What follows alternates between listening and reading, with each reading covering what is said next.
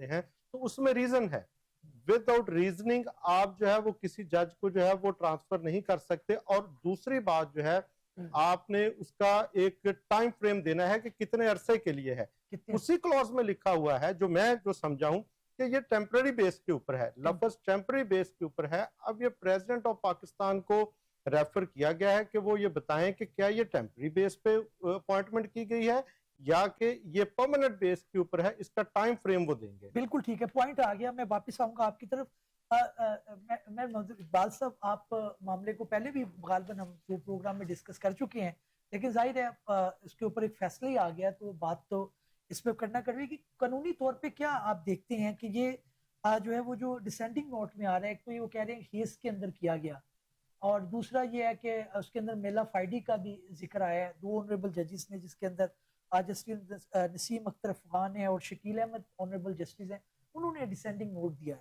آپ کا کیا کہنا ہے اس کے؟ بٹ صاحب میرے خیال میں ہمارے ناظرین کی کلیئرٹی کے لیے یا بہتر انڈرسٹینڈنگ کے لیے ہم تھوڑا سا بیک گراؤنڈ اس کا لے لیں تو آپ کی اجازت سے, کہ ایکچولی اس کے پیچھے ریزننگ یہ تھی کہ 1 فروری 2025 کو 3 ججی صاحبان کو, جن میں سے ایک اسلام آباد ایک لاہور ہائی کورٹ لاہور سے, ایک سندھ ہائی کورٹ سے, ایک اور ایک بلوچستان ہائی کورٹ, 3 ججز کو ٹرانسفر کر کے اسلام آباد ہائی کورٹ میں پریزیڈنٹ صاحب نے اپوائنٹ کیا. اور اس پہ اس کا جو بیک گراؤنڈ ہے وہ یہ بظاہر لگتا ہے, یا جو ریزننگ اس فیصلے میں بھی تھوڑی بہت دکھائی دیتی ہے, جو اختلافی نوٹ ہے وہ بھی یہ کہتا ہے کہ یہ ان ججز کو سبق سکھانے کے لیے یہ ایکچولی یہ ٹرانسفرز کی گئیں تاکہ وہاں پہ اپنی مرضی کا چیف جسٹس بٹھایا جا سکے, تاکہ ان 5-6 لوگوں میں سے, ان 5-6 ججز میں سے کوئی اسلام آباد ہائی کورٹ کا اگر جج بن گیا تو اسٹیبلشمنٹ کے لیے, ہماری ایجنسیز کے لیے, ہماری گورنمنٹ کے لیے بہت مشکل ہو جائے گی. اور عمران خان کے کیسز کو مینیج کرنا جس طرح سے اس سے پہلے کیے جا رہے تھے اور ہو رہے تھے, جیسے کہ اور وہ عامر فاروق صاحب کے دور میں کہ ہر کیس ان کی مرضی کے مطابق لگتا تھا, جو بھی لگتا تھا وہ اپنی کورٹ میں لگا لیتے تھے, ڈیلے کرنا ہوتا تھا وہ ہو جاتا تھا. سب سے پہلے عمران خان کا جو بھی کیس جاتا تھا اس پہ آبجیکشن لگتا تھا, پھر وہ اس کو ریموو کیا جاتا تھا, پھر وہ دوبارہ لگتا تھا. اس طرح کے ٹیکٹکس استعمال کرنے کے لیے ان کو اپنی مرضی کا ایکچولی اسٹیبلشمنٹ کو, موجودہ حکومت کو. تھوڑا سا ناظرین کے ذہن میں یہ بھی سوال, ایک چیف جسٹس اگر لگ گیا, ایک تو آرٹیکل 200 اجازت بھی دے رہا ہے, دوسرا یہ کہ ایک سنگل چیف جسٹس کیا کر سکتے ہیں؟ سر دیکھیں نا, ابھی تک کر رہا ہے نا عمران خان کی, وہ جس میں اس کو سزا ہوئی ہے 15 سال کی, وہ اپیل کیوں نہیں لگ رہی؟ اگر کوئی انڈیپینڈنٹ کوئی ہو کوئی چیف جسٹس تو وہ کیوں نہ لگائے گا؟ جس دن وہ لگا ہوتا اس دن وہ بینچ کام نہیں کرتا, یا وہ لسٹ کینسل ہو جاتی. رجسٹرار کا رول آپ بالکل سر رجسٹرار بیچارے کی کیا حیثیت ہے؟ رجسٹرار کی کیا حیثیت ہے؟ آپ جو اس کو کہا جائے گا وہ کرے گا.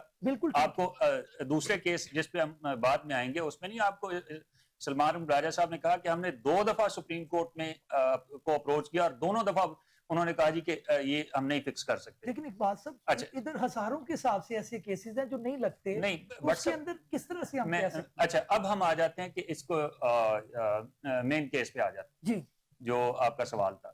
سوال یہ ہے کہ کیا ایسی سچویشن میں جب کہ قانون اجازت بھی دیتا ہے, آئین اجازت بھی دیتا ہے, کیا ججز کو ٹرانسفر کر کے آپ کے اوپر ان ججز کے اوپر بٹھایا جا سکتا تھا, ان سے سینئر بنا کے بٹھایا جا سکتا تھا؟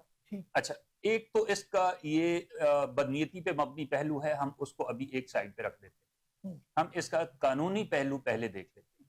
قانونی پہلو یہ ہے کہ اگر کسی ایک ہائی کورٹ سے دوسری ہائی کورٹ میں کسی جج صاحب کو ٹرانسفر کرنا ہے تو وہ پریزیڈنٹ آف پاکستان کا اختیار ہے, ٹھیک, لیکن اس کے لیے کنسلٹیشن کی ضرورت ہے ود دی کنسرنڈ جج جس کو ٹرانسفر کیا جانا ہے, ود اس کی کنسنٹ کے بغیر نہیں ہو سکتا. دوسرا تو ان کی ہے تو آئے, جی میں وہی عرض کرتا ہوں, یہ تو ایک چیز ہے نا.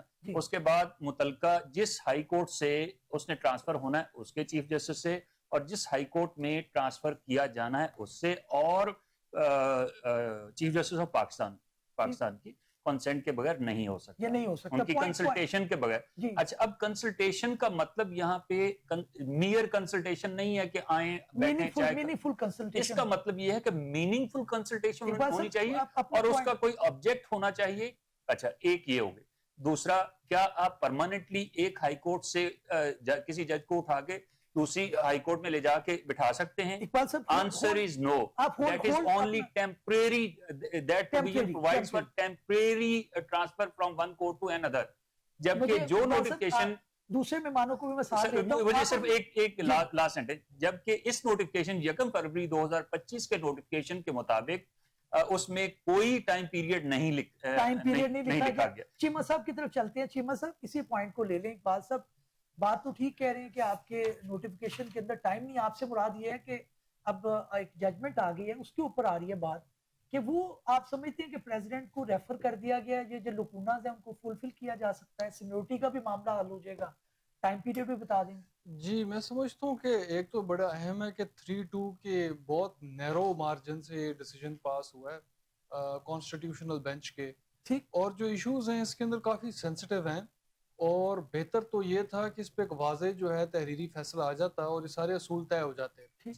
जो जिस तरह का फैसला आया है उसमें जो कानूनी शक्ल है वो इतनी वाज़ेह जो है सुप्रीम कोर्ट की तरफ से enunciation of principles of law उस तरह नहीं हो सकी, क्योंकि जो माइनॉरिटी जजमेंट है, जो डिसेंटिंग जजमेंट है, उसने होल्ड किया है कि ये ट्रांसफर ही सिरे से अल्ट्रा वायरीज है, इलीगल है, कॉन्स्टिट्यूशन के खिलाफ है। ठीक।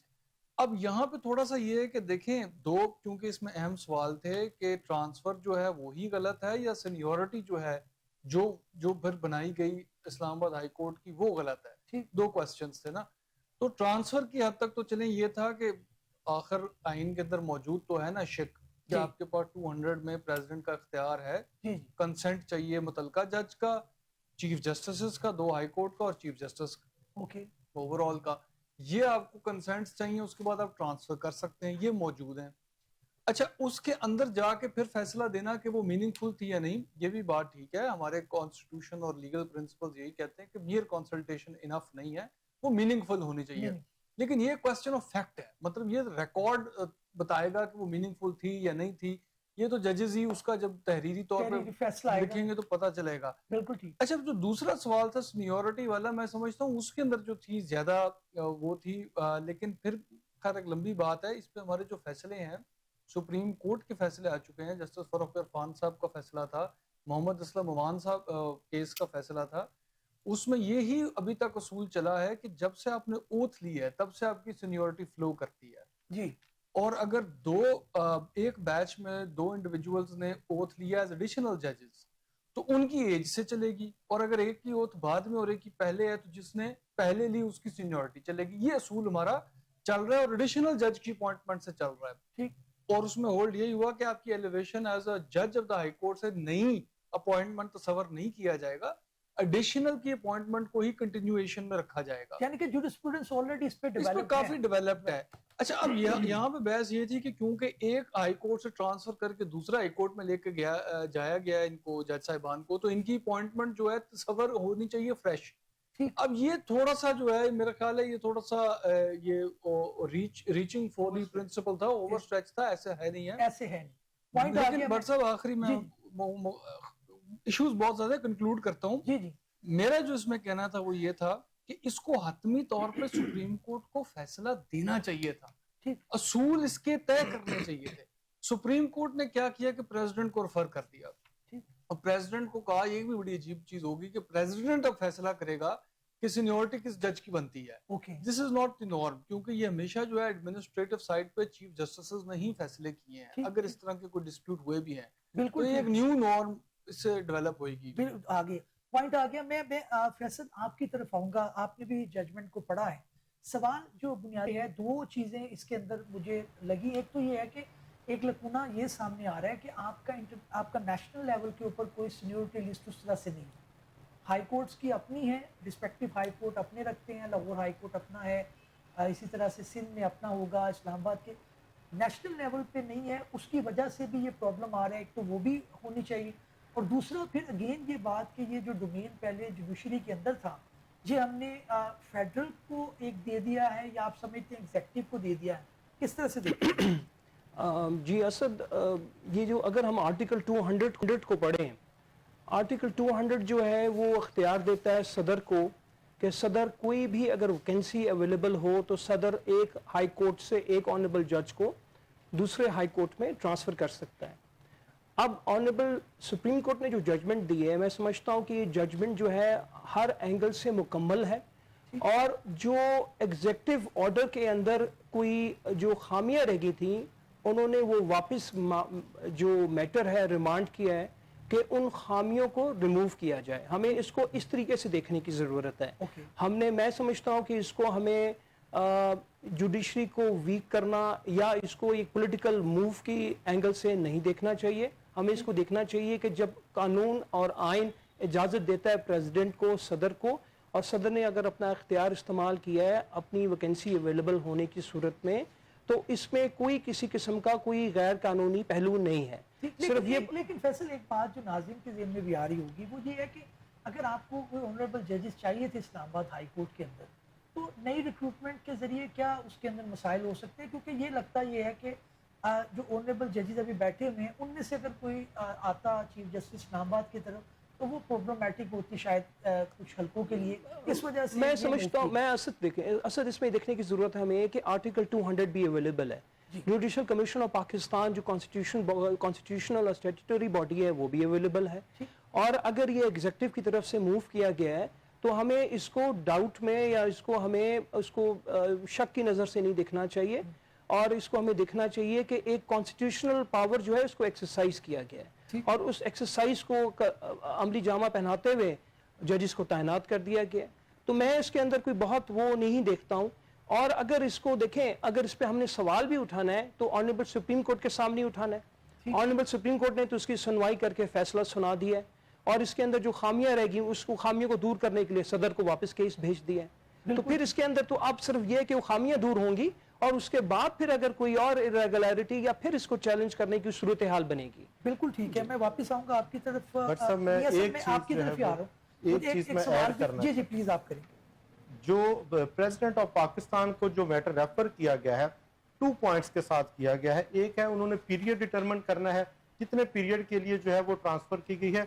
दूसरा सीनियरिटी है। पीरियड के हवाले से आर्टिकल 200 सब सेक्शन 3 कहता है कि पीरियड लाजमी है, पहले नोटिफिकेशन में नहीं था, वो मैंडेटरी है कि पीरियड लिखना है नोटिफिकेशन में प्रेसिडेंट ने कितने अरसे के लिए करे।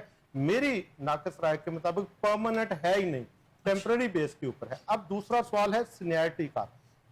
जजमेंट में ये कहा गया कि president of Pakistan seniority check करेंगे फ्रॉम द रिकॉर्ड।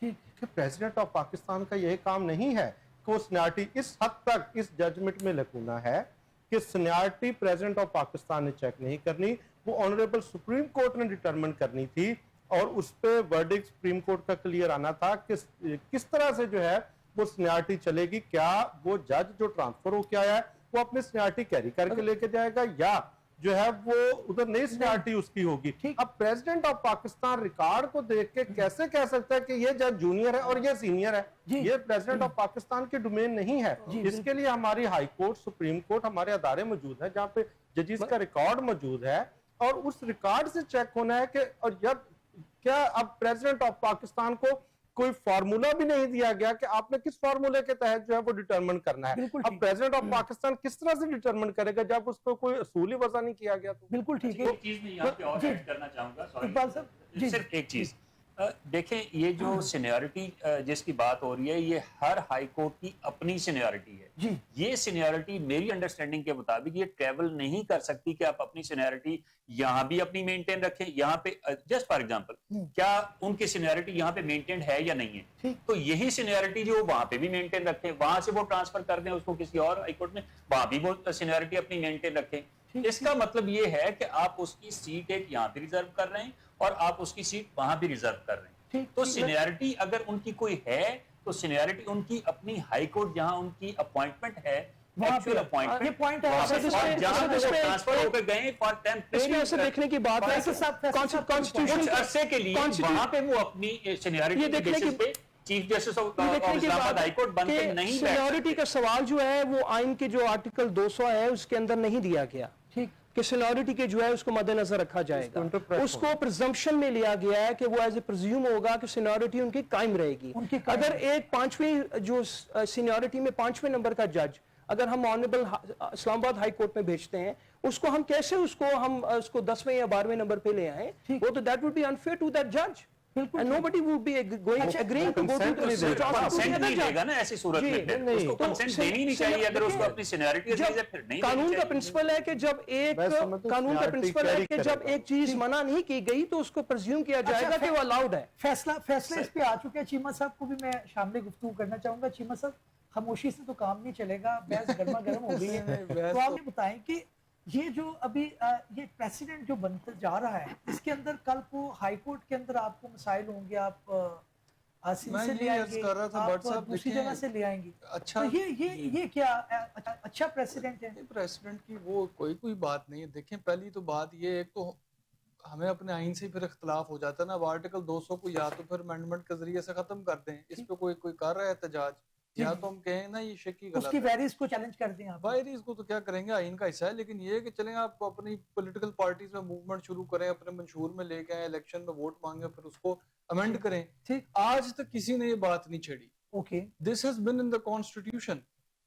تو ٹرانسفر دیکھیں نا, صدر کا اختیار رہا ہے ٹرانسفر کرنے کا اس کے مشورے کے ساتھ, یہ ہمارے آئین کا حصہ ہے. اگر آپ یہ اختیار کرتے ہیں اصول, جو ججز نے بھی میجورٹی ججمنٹ میں لکھا کہ ہر دفعہ فریش اپوائنٹمنٹ ہی ہوگی ویکنسی میں, ٹرانسفر نہیں ہے, تو پھر 200 کا کیا مقصد رہ گیا آئین کے اندر؟ ہمارا ایک اٹل اصول ہے کہ آپ کوئی بھی ایک اضافی لفظ نہیں پڑھ سکتے آئین میں, ہر لفظ کو آپ نے معنی دینا ہے. اچھا, تو اس پورے آرٹیکل کا کیا مطلب ہوا؟ نمبر 1. نمبر 2 یہ بات ہے کہ اگر تو آپ یہ اصول کرتے ہیں کہ آپ کی ریفریش ہو جائے گی سینیورٹی جب آپ کا ٹرانسفر ہوگا, اس کے کچھ جو کانسیکوینسز ہیں ہمیں وہ بھی تو لے کے چلنے ہیں نا, کہ کیا یہ پریکٹیکیبل ہوگا.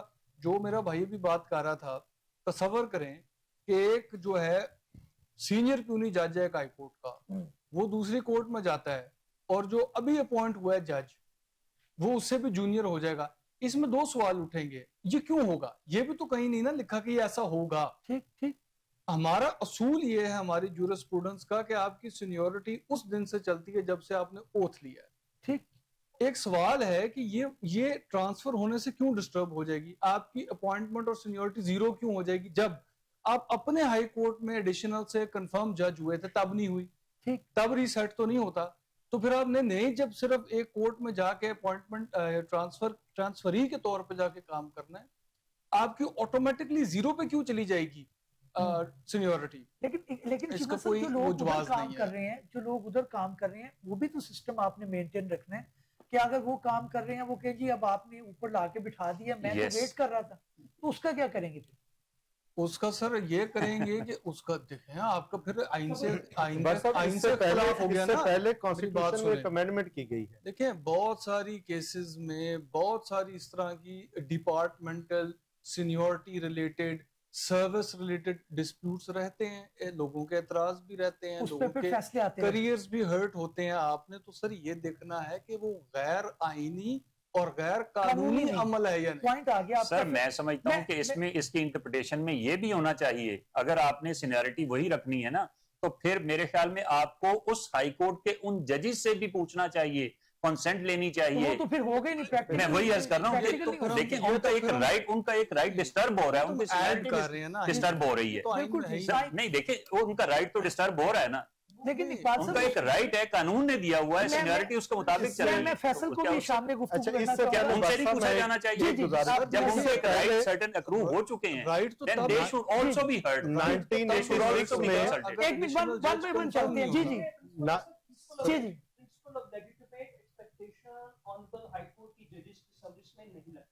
جی وہ that principle does not apply. وہ پارٹیز انٹرسی پہ پرائیویٹ پہ اپلائی ہوتا ہے. وہ they are under the oath, they are under the oath. جب ان کو کہا جاتا ہے کہ آپ ایک لاہور مین پرنسپل سیٹ سے آپ ملتان چلے جائیں, بہاولپور چلے جائیں, پنڈی چلے جائیں, وہ اس پہ آبجیکٹ نہیں کر سکتے unless and they have a valid reason. لیکن اسلام آباد میں بات مکمل کر لوں. اس طرح کیسے کہہ سکتے ہیں وہ کیسے کہہ سکتے ہیں کہ میں کیسے کہہ سکتے ہیں کہ میں جی وہ کیسے اعتراض اٹھا سکتے ہیں کہ جی مجھے آپ ایک ہائی کورٹ سے دوسرے ہائی کورٹ میں بھیج رہے ہیں, اور جو وہاں پہلے ججز تعینات ہوئے ہیں وہ کیسے اعتراض اس کیسے پہ آ سکتے ہیں؟ point آ گیا۔ آرٹیکل کو ریموو کروائیں، آرٹیکل کو ریموو کرنے کی ضرورت ہے۔ 1985 میں آرٹیکل 200 کے اندر امینڈمنٹ کی گئی، اس سے پہلے جو ہے جج کی کنسنٹ لی جاتی تھی، اگر وہ کنسنٹ نہیں دیتا تھا تو وہ ٹرانسفر کو تو وہ ریٹائر ہو جاتا تھا، وہ ریٹائرڈ ہو جاتا 1985-86 میں اس کو امینڈ کر کے omit کر دیا گیا کہ یہ کنسنٹ جو ہے وہ لازمی لی جائے گی، لیکن وہ اگر وہ نہیں دے گا تو ریٹائر نہیں ہوگا۔ اب میں آخری بات اب میں یہ سمجھتا ہوں کہ جو میرے باقی پینل دوستوں کی جو رائے ہے کہ اس نے کیری کر کے لے کے جانا ہے اپنی سینیارٹی کو، ادروائز تو وہ کنسنٹ دے گا ہی نہیں، بالکل جا کے جونیئر ترین جج لگے۔ بالکل ٹھیک ہے ناظرین، ہم نے چاروں پہلوؤں سے کوشش کی کہ اس ججمنٹ کو ڈسکس کریں، ابھی تفصیلی فیصلہ آئے گا تو شاید اس کے اندر مزید گنجائش ہوگی۔ دوسرا شاید ابھی جو ہے وہ افیکٹڈ لوگ اس کے اندر ریویو پٹیشن بھی غالباً فائل کر سکتے ہو یا نہیں، یہ بھی ایک سوال ہے آنے والے دنوں میں۔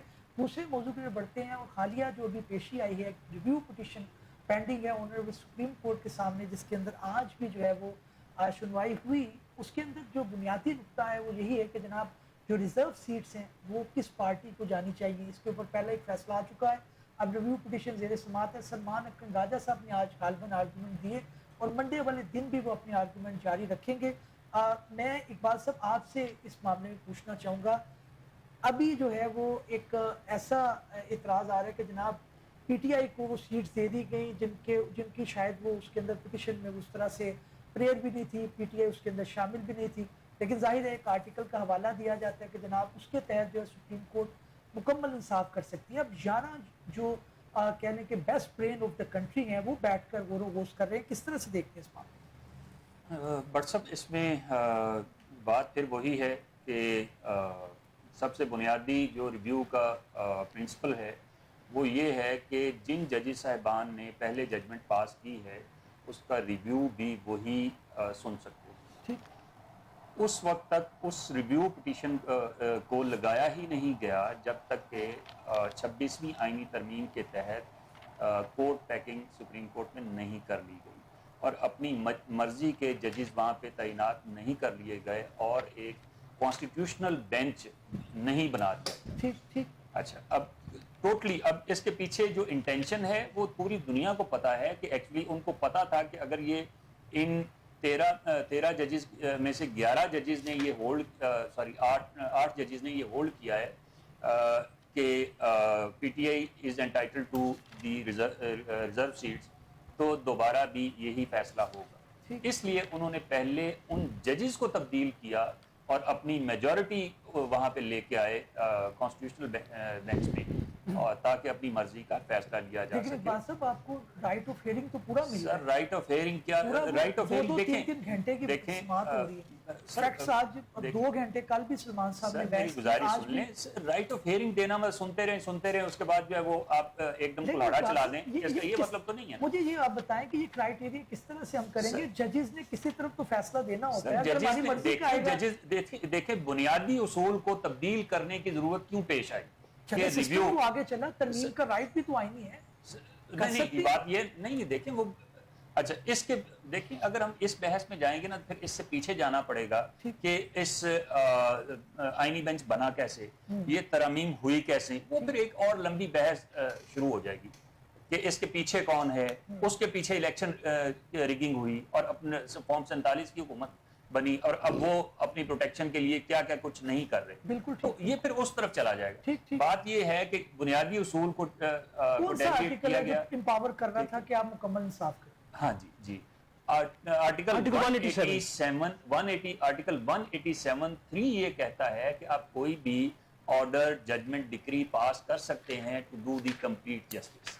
اچھا اب اس کا بیک گراؤنڈ یہ تھا، اس کا بندے کے لیے کیوں نہیں استعمال ہوتا؟ مجھے آپ یہ نہیں ہوتا ہے یہ نہیں ہے کہ نہیں ہوتا، اس سے سب سے بڑا کیس ہے ملک کا۔ ہاں یہ بھی آپ کہہ سکتے ہیں، لیکن اس کے علاوہ بھی ہوتا ہے۔ جسٹ فار ایگزامپل بے شمار سروس میٹرز میں کسی ایک پرنسپل پہ کوئی فیصلہ کیا جاتا ہے اور کہا جاتا ہے کہ یہ اس سے ریلیٹڈ جتنے بھی لوگ ہیں اس کا بینیفٹ اس کو بھی دیا جائے گا، یہ بھی آرٹیکل 187 کے تحت ہوتا ہے، چاہے وہ پٹیشن میں حصے دار جی بالکل ہے یا نہیں ہے، کیونکہ وہاں پہ 1 یا 2 یا 10 لوگ ہوتے ہیں، لیکن اس سے بینیفٹ جو ہے یا اس سے افیکٹ جو لوگ ہوتے ہیں وہ بے شمار ہوتے ہیں۔ وہ کہتے ہیں کہ اس پرنسپل کو آپ سبھی پہ اپلائی کریں گے، تو یہ سپریم کورٹ ایک دفعہ نہیں، یہ سینکڑوں دفعہ یہ آرٹیکل استعمال ہو چکا ہے اس سے پہلے۔ اچھا اب انہوں نے کیا یہ کہ انہوں نے کہا کہ یہ سلمان اکرم راجہ صاحب نے آرگیو کرتے ہوئے یہ فرمایا پہلے بھی اور اب بھی یہ اس پہ آرگیو ہو رہا ہے کہ ایکچولی ہمیں الیکشن سے پہلے ہی الیکشن سے ناک آؤٹ کر دیا گیا تھا.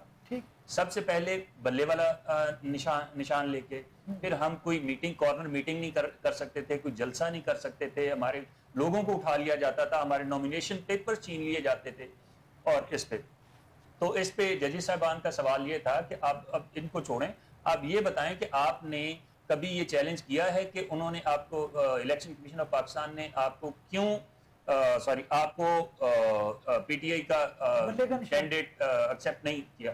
انہوں نے کہا ہاں جی میں نے یہ کیا تھا, میں نے یہ پٹیشن ہائی کورٹ میں اس آرڈر کو ہائی کورٹ میں چیلنج کیا, ہائی کورٹ نے ہمیں دوبارہ ان کے سامنے الیکشن کمیشن کے سامنے پھینک دیا. اس آرڈر کو انہوں نے دوبارہ جو ہے وہی آرڈر کیا اور مین وائل یہ 12 فروری الیکشن 8 فروری کو ہوئے تھے, 2 فروری کو انہوں نے دوبارہ ہمیں ڈینائی کر دیا کہ آپ پی ٹی آئی کی کینڈیڈیٹ نہیں. ہم نے سپریم کورٹ میں پٹیشن فائل کی, انہوں نے آبجیکشن لگا کے واپس کر دی. اس کے بعد میں وہی اس کے بعد وہ کہتے ہیں کہ دوبارہ ہم نے سپریم کورٹ میں اپلائی کیا تو مین وائل انہوں نے کہا جی کہ اب تو الیکشن سر پہ ہیں تو اب تو کچھ نہیں ہو سکتا. تو انہوں نے کہا کہ ہم جتنی ایفرٹس کر سکتے تھے ہم نے ان کو کیا, اس میں الیکشن یہ شو کرنے کے لیے کہ ہم پی ٹی آئی کے کینڈیڈیٹ. بالکل ٹھیک ہے, پوائنٹ آگے میں دوبارہ آپ کی طرف آؤں گا چیمہ صاحب. وہ اب اوورآل جو سنیریو ہے ایک ہی ججمنٹ کے اندر پوری ہسٹری آ جاتی ہے کہ بلے کا نشان بھی نہیں مانا جا رہا کہ وہ غلط چھینا گیا, پھر وہ ریزرو سیٹ کا فیصلہ آ گیا, اس کا امپلیمنٹ بھی نہیں ہونے دیا یا نہیں کیا گیا الیکشن کمیشن نے. اعتراض تو ان کے کچھ جائز لگتے ہیں, کس طرح سے دیکھتے ہیں؟ نہیں بہت ساری چیزیں جائز ہیں. مسئلہ یہ ہے کہ دو جو گروپس ہیں نا, میں تو بار بار یہی بات کرتا ہوں, آپ میجورٹی ججمنٹ بھی پڑھ لیں مائنورٹی ججمنٹ بھی پڑھ لیں, دونوں پڑھ لیں. 2 گروپس ہیں 39 اور 40. ایک نے ہمیشہ اپنے آپ کو پی ٹی آئی کا ممبر کینڈیڈیٹ ظاہر کیا, جو بھی دشواری انہوں نے تو کیا نا. انہیں کے ساتھ جو لوگ تھے دوسرے گروپ میں انہوں نے نہیں کیا, انہوں نے اپنے آپ کو انڈیپینڈنٹ کینڈیڈیٹ ظاہر کیا. آپ نے دونوں ہی گروپس کو ایک ہی اختیار دے دیا کہ آپ اب بتا دیں آپ کس کے پاس جانا چاہتے ہیں. اب پہلے گروپ کی حد تک تو چلیں ٹھیک ہے چھوڑ دیں, انہوں نے ان کے ساتھ زیادتیاں ہوئی, ان کو اجازت نہیں ملی, سمبل کا ہوا, یہ ہوا وہ ہوا, جو بھی ہوا ان کو آپ نے ٹائم دے دیا. اس میں بھی اختلاف کیا جا سکتا ہے, خیر آئین میں وقت ہے, لیکن چلیں انیوژول سرکمسٹانسز تھے. لیکن جو دوسرا گروپ ہے جس نے اپنے آپ کو سرے سے ہی انڈیپینڈنٹ کینڈیڈیٹ ظاہر کیا, اب آئین میں اس طرح کی گنجائش ہی نہیں ہے. وہ ایک سرٹن پیریڈ آف ٹائم ہوتا ہے جس کے اندر آپ نے سلیکشن کرنی ہوتی ہے. سو مچ پیریڈ ہیز لیپسڈ. اس کے بعد if you are giving them extending them this benefit کہ آپ آج ڈیسائیڈ کر رہے ہو, تصور کیا جائے کہ آپ اسی پارٹی کے اندر شمولیت اختیار کرنا چاہتے ہیں, تو پھر معاملہ کیسے ہوگا؟ کیسے؟ تو یہ میرے نزدیک جو ہے ذرا زیادہ سینسٹیو ہے. بہرحال یہ ہے کہ اس ساری ججمنٹ میں کنسنسس تھا ججز کا کہ پارٹی تو ڈومینش نہیں نہ ہو گئی تھی, پارٹی تو موجود رہی. یہ ایک مس انڈرسٹینڈنگ تھی on the part of election commission and also on the part of perhaps the candidates. بدنیتی تھی. یہاں پہ میں یہ بھی کنسیڈ کر دیتا ہوں کہ سپریم کورٹ کو انٹروین کر کے کلیئرٹی دینی چاہیے تھی. ٹھیک ان کا حق تھا لوگوں کا, لیکن وہ ایک علیحدہ ایشو ہے. لیکن بات یہ ہے کہ دیکھیں آپ کے ساتھ والا بھائی جو ہے وہ تو پی ٹی آئی اپنے آپ کو کہتا رہا اینڈ تک, آپ نے نہیں کہا, اب آپ کو ایک فوٹنگ پہ تو نہیں کیا جائے. بالکل ٹھیک ہے, پوائنٹ آ گیا. میں آپ کی طرف آؤں گا فیصل. بات یہ ہے کہ جو ابھی ریویو پٹیشن ہے اس کا جو آرگیومنٹ آ رہا ہے وہ یہی ہے کہ ایسا ریلیف آپ دے رہے ہیں ایک ایسی پولیٹیکل پارٹی کو جو کہ گورنمنٹ کو ڈسٹرب کر سکتا, یعنی کہ اس کے اوپر گورنمنٹ کھڑی ہے, اگر ریزرو سیٹیں ادھر ادھر ہوتی ہیں تو گورنمنٹ کو مسائل آ سکتے ہیں. تو آپ کیا سمجھتے ہیں کہ جو سپریم کورٹ ہے آنریبل وہ صرف قانونی معاملات دیکھیں گے یا وہ ان چیزوں کو بھی دیکھتے ہیں, وہ کہ پھر انصاف تو مکمل یہ ہے کہ گورنمنٹ بڑا اچھا کام کر رہی ہے, ان کو ریزرو سیٹ دے دیں, تو انصاف ہر بندے کی ڈیفینیشنل ایک ڈیبیٹ ہو جائے گی. جی اسد, میں آج نا آرگومنٹ سن رہا تھا آنریبل سپریم کورٹ کے سامنے جو سلمان اکرم راجہ کر رہے تھے.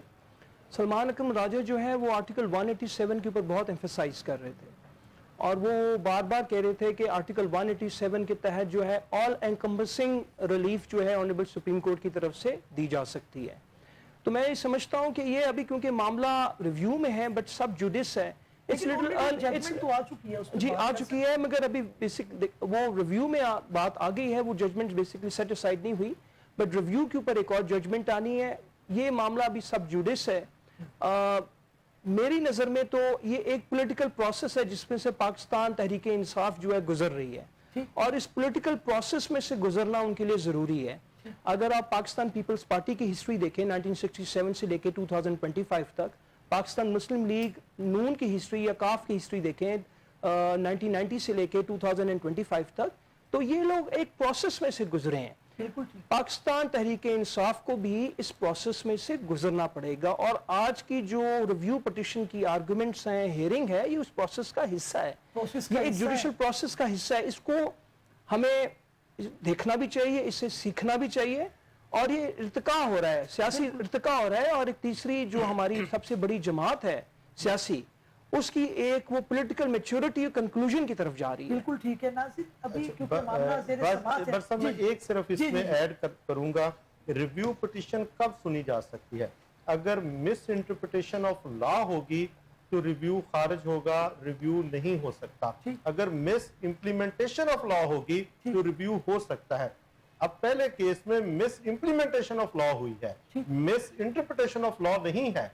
मिस इम्प्लीमेंटेशन ऑफ लॉ जब होगी तो फिर रिव्यू जो है वो सक्सेसफुल होता है, उसमें कोर्ट्स देख सकती हैं। अब पहले जो जजमेंट आई है जिसमें जो सीट्स दी गई हैं, उसमें जो एक लॉ सेटेड लॉ था उसको साइड पे रख के एक एक्स्ट्रा कॉन्स्टिट्यूशनल काम जो वो करके दिया गया। कल तो आर्गुमेंट्स में फैसल सिद्दीकी साहब ने कह दिया कि इस बुक के तहत नहीं दिया गया, इस बुक से बाहर जो है वो दिया गया है। Okay. तो अब मेरा ख्याल में मिस इंटरप्रिटेशन जो है वो नहीं हो सकती, मिस इंप्लीमेंटेशन हो सकती है। अगर वो हुई है तो उसको रिव्यू कर लिया जाए। नाज़िर बट सर, तीन मुझे वाले- एक मिनट दीजिएगा। जी। एक्चुअली इसके ना सिर्फ एक ग्राउंड नहीं है, इसकी और भी ग्राउंड्स हैं। बिल्कुल ठीक। इसकी सबसे पहले अगर कोई इनजस्टिस कॉज हुआ हो, ठीक। अगर उस जजमेंट की वजह से कोई इनजस्टिस कॉज हुआ हो तो फिर भी उसको रिव्यू किया जा सकता है। लेकिन अगर इनजस्टिस कॉज नहीं हुआ ठीक है। तो चाहे वो गलत भी जजमेंट है, अगर कोई लॉ की कोई मिस इंटरप्रिटेशन भी हो गई है तो इवन देन उसको रिव्यू नहीं किया जा सकता। ठीक, again- इंटरप्रिटेशन पे नहीं हो सकता, अगर- इंप्लीमेंटेशन पे हो। हाँ, जी, जी। अगर कोई नए फैक्ट्स आए हैं तब रिव्यू हो सकती Review है। हो सकता है अच्छा, ना। इस सिचुएशन में जी।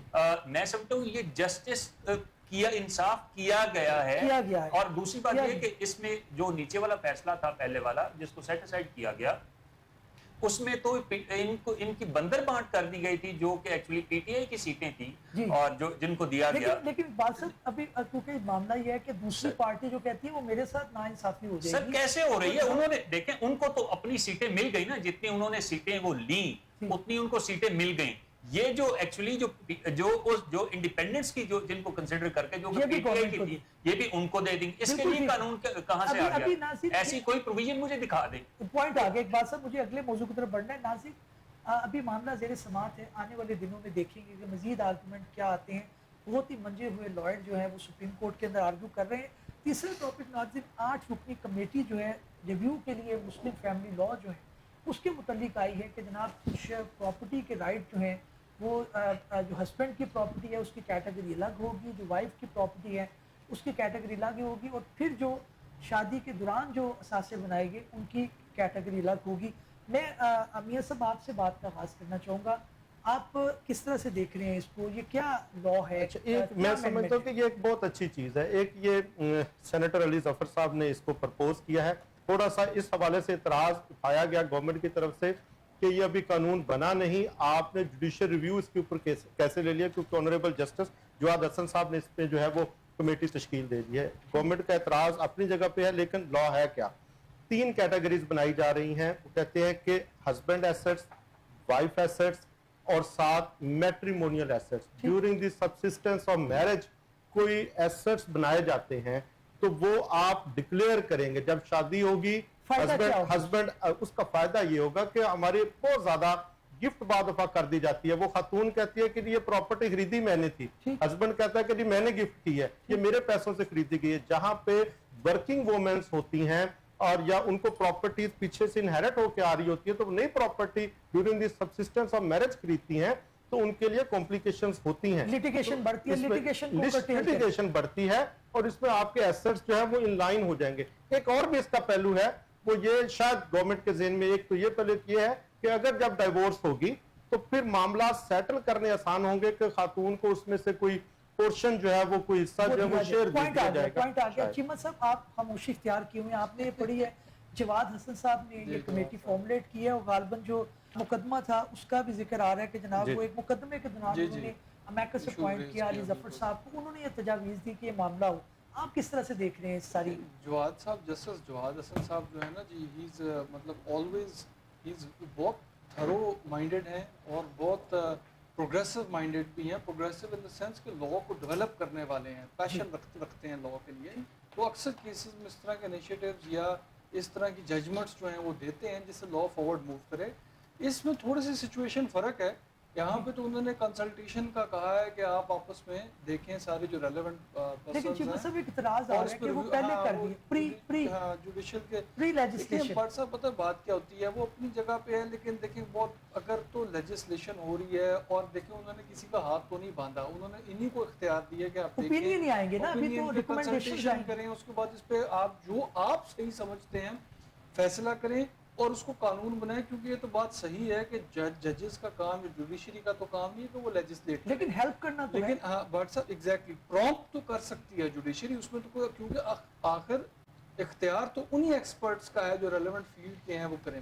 ठीक। एक मुख्तसर सी बात करूंगा बट साहब, देखिए हमारा आइन भी जो है वो ताबे है इस्लाम और इस्लाम के हदूद के, ठीक ठीक ठीक वो हमारा आइन का हिस्सा है। ठीक।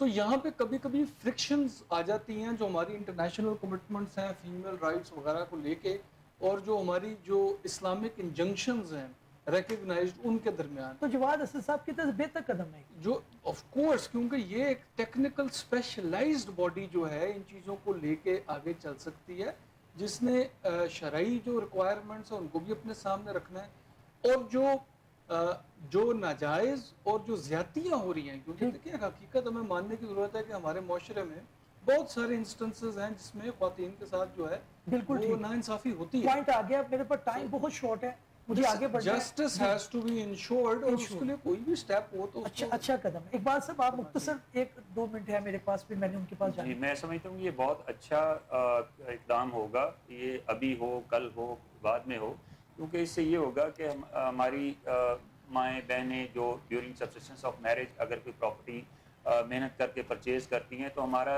अक्सर नॉर्म्स ये रहते हैं कि वो मेल मेंबर के नाम पे परचेज कर ली जाती है, लेकिन उसमें फीमेल का भी या उसके पेरेंट्स की तरफ से दी गई अमाउंट तो या किसी फैमिली भी फॉर्म जो में स्ट्रक्चर है उसमें बैलेंस जी, आएगा। हाँ जी, तो उसका भी हिस्सा होता है। बिल्कुल तो इससे ये होगा कि कम से कम ये क्लैरिटी जरूर रहेगी कि ये शादी के बाद इन्होंने मिलके खरीदी है या इन्होंने इंडिविजुअली परचेज किया। लेकिन मैं समझता हूँ इस पे लेजिस्लेशन अपनी जगह, लेकिन लोगों को, खवातीन को या एजुकेट करने की जरूरत होगी कि अगर आप प्रॉपर्टी परचेज करें, इवन ना भी लेजिस्लेशन हो, इवन देन कि अगर खातून उसमें पार्टिसिपेट कर रही है फाइनेंशियली, तो उसमें क्लैरिटी होनी चाहिए कि इतना शेयर उसका है, इतना शेयर। अब मैं फैसल आपकी तरफ आऊंगा, चंद सेकंड है, अगर आप कंक्लूड करें। जी असद, मैं समझता हूँ, मैं इसको इस तरह देख रहा हूँ कि ये